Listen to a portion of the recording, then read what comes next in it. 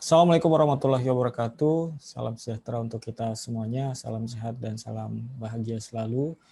Selamat datang di video pembelajaran pertemuan ke-7 atau minggu ke-7 untuk mata kuliah Web Programming 1. Baik, di minggu ke-7 ini atau pertemuan ke-7 kita akan bahas tentang salah satu tools penting dalam sebuah bahasa pemrograman ya, yaitu percabangan atau biasa disebut juga branching. Nah, di PHP khususnya ya, ada dua percabangan yang bisa kita gunakan. Yang pertama ada if, lalu yang kedua ada switch case. Ya, untuk if ada beberapa jenis percabangan nih, teman-teman. Oke.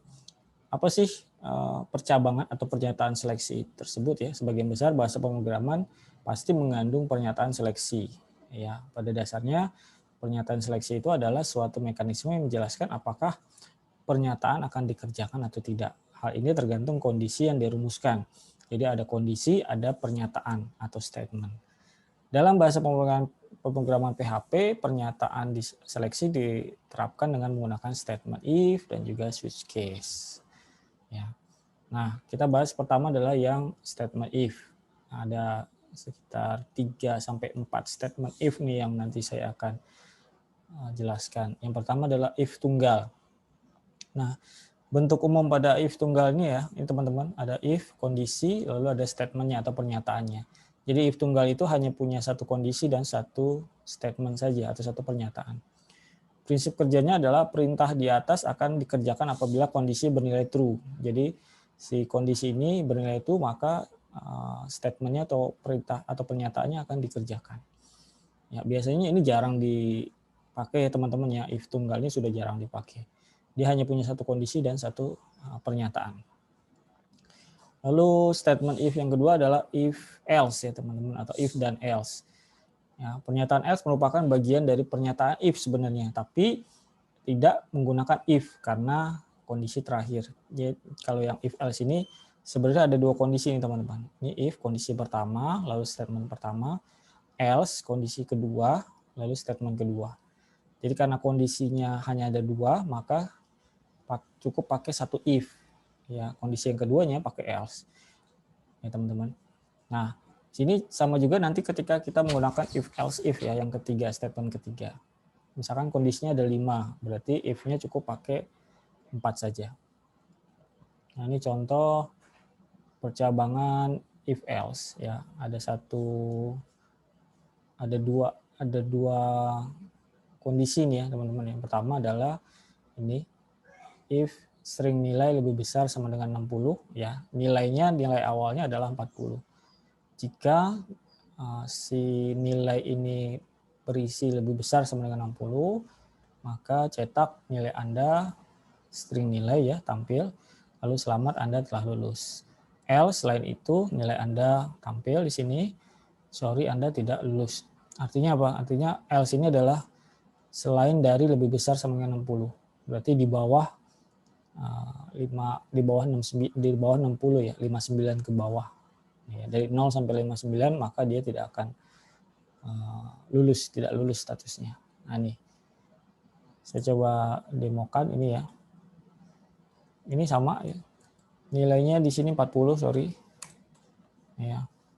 If nilai lebih dari 60, nah ini kondisi seperti ini maka hasilnya pasti tidak lulus ya. Anda tidak lulus karena nilai di sini lebih besar dari 60 maka dia akan lulus. Karena di sini di bawah 60 maka nanti yang kecetak yang ini nih. Ya, kita coba lihat nih. If nama filenya percabangan if. Percabangan if.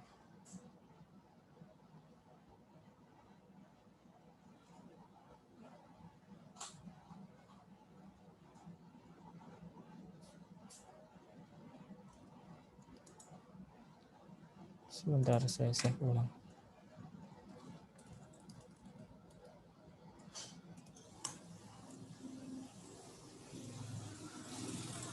Oke, nih. Nilai Anda 40, sorry Anda tidak lulus ya. Karena di sininya 40. Kalau di sininya 60 ya, maka dia statusnya lulus. Nah, oke. Itu ya. Nah, ini nilai variabel yang menjadi kondisinya ya. Ini menjadi kondisinya. Nah, ini kan apa ya, dibuat secara langsung ya, diisi secara langsung di source code. Nanti kita buatnya menggunakan isian di text box gitu ya. Misalkan input nilai misalkan 60. Nah, 60 itu lulus atau tidak lulus. Gitu ya. Ini hanya contoh aja.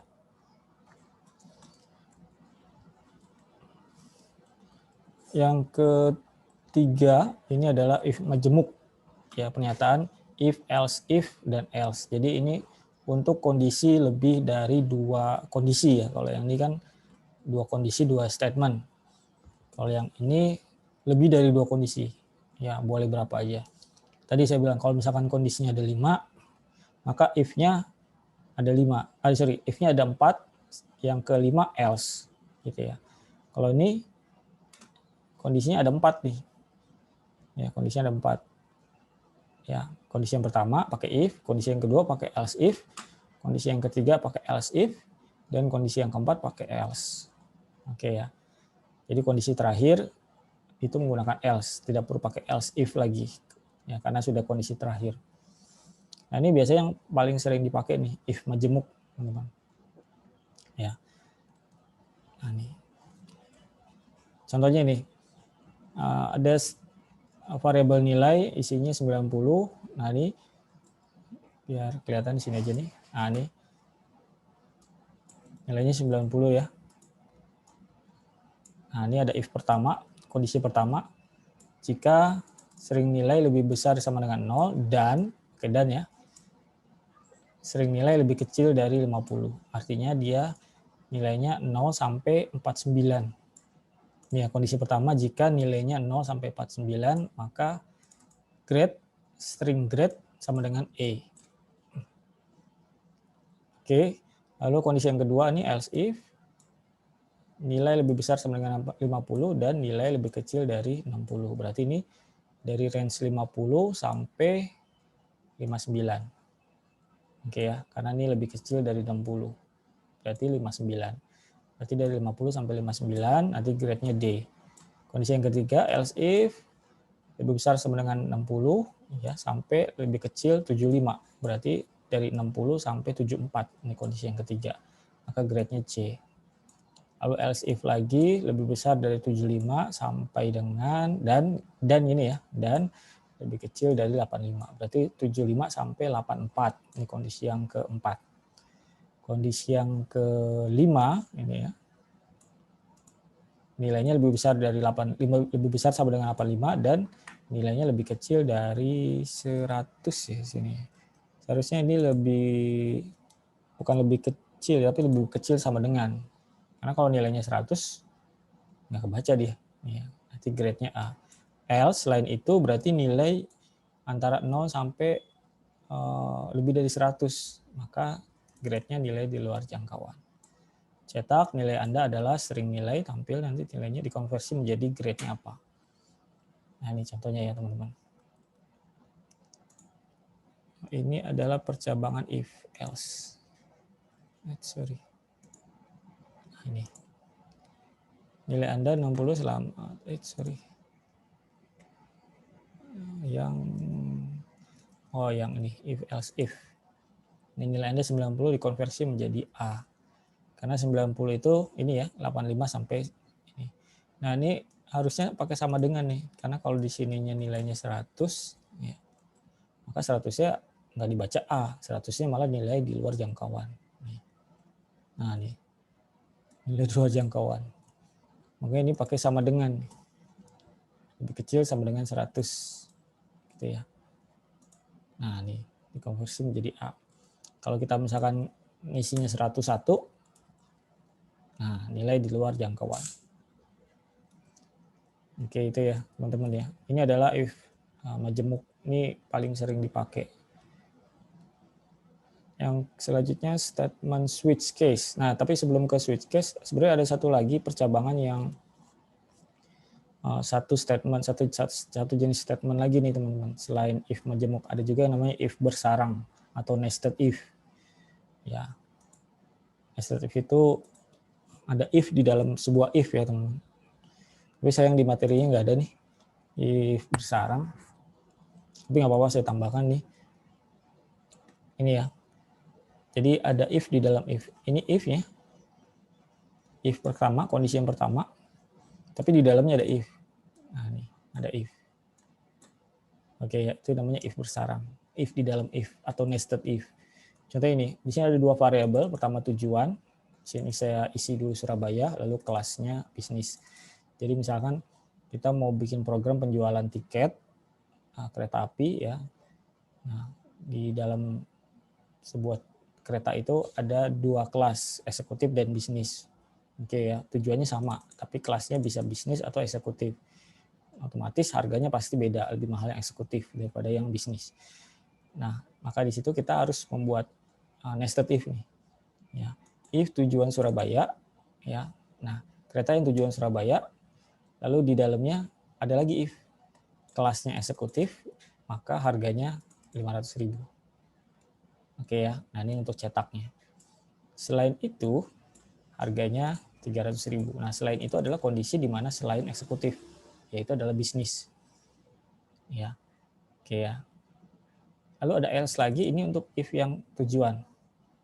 Jadi tujuan selain Surabaya, misalkan Bandung gitu ya.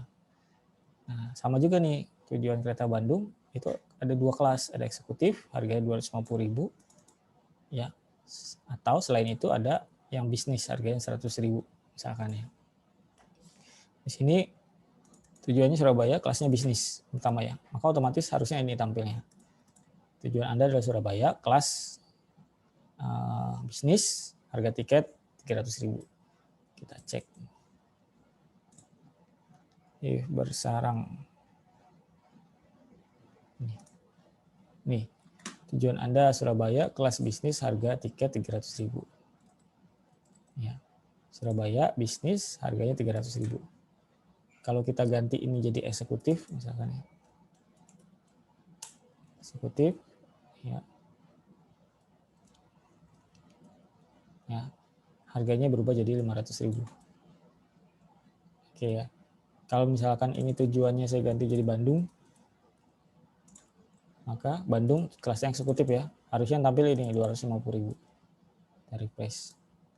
Nah, nih. Ini Bandung kelas eksekutif harganya 250.000. Kalau saya ganti bisnis, maka harusnya tampil yang nih 100.000. Nah, nih. Tujuan Anda Bandung, kelas bisnis, harga tiket 100.000. Nah, itu contoh dari nested if atau if bersarang atau if di dalam if. Ya, penggunaannya. Ini juga sering dipakai nih, teman-teman. Jadi ada dua sebenarnya yang sering dipakai. Ada statement if majemuk yang ini.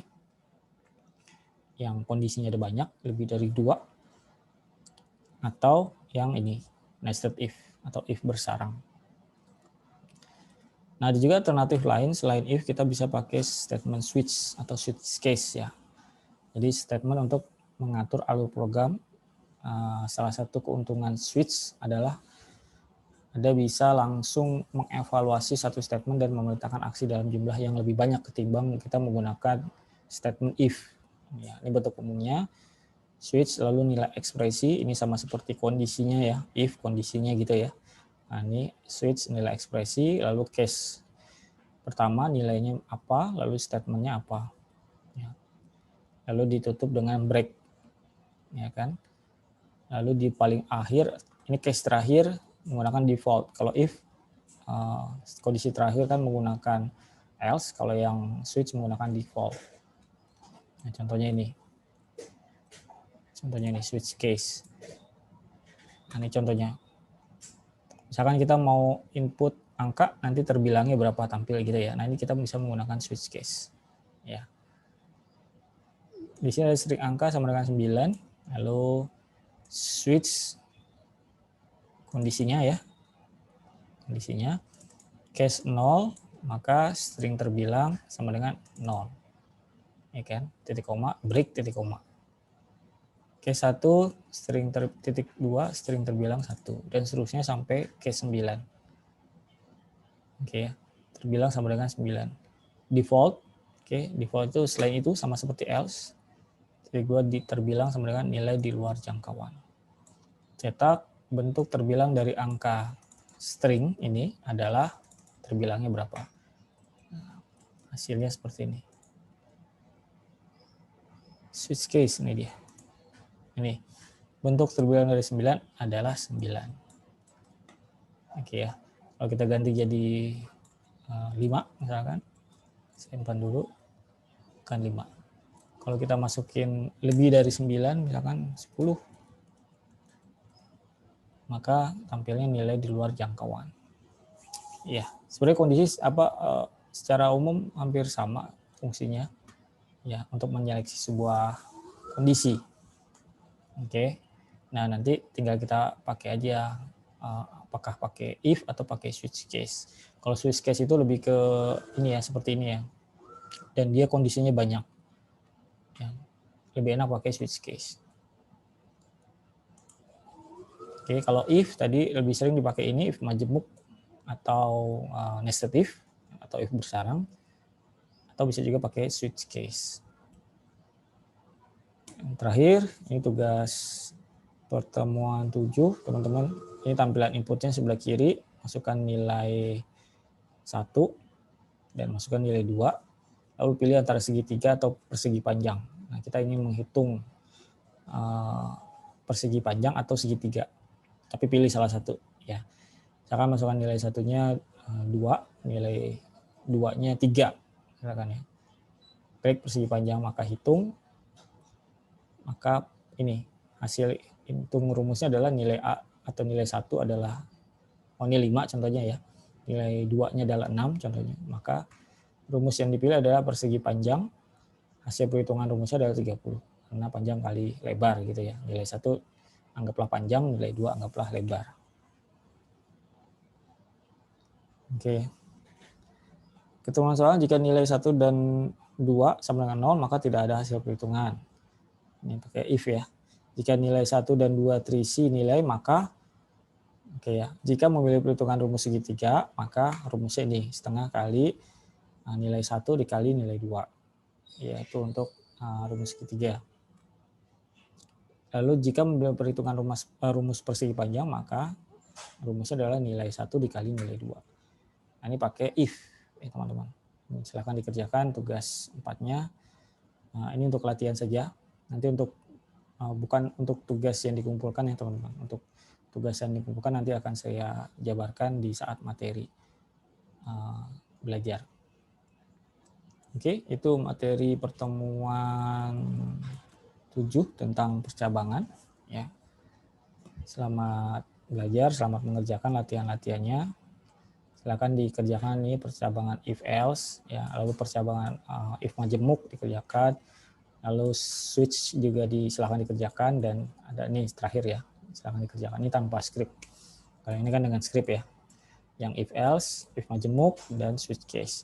Satu lagi ini yang if bersarang, silakan juga dikerjakan. Silakan kalian screenshot boleh, lalu kalian kerjakan di Sublime atau text editor lainnya. Oke, sekian untuk pertemuan 7. Terima kasih. Selamat mengerjakan. Assalamualaikum warahmatullahi wabarakatuh.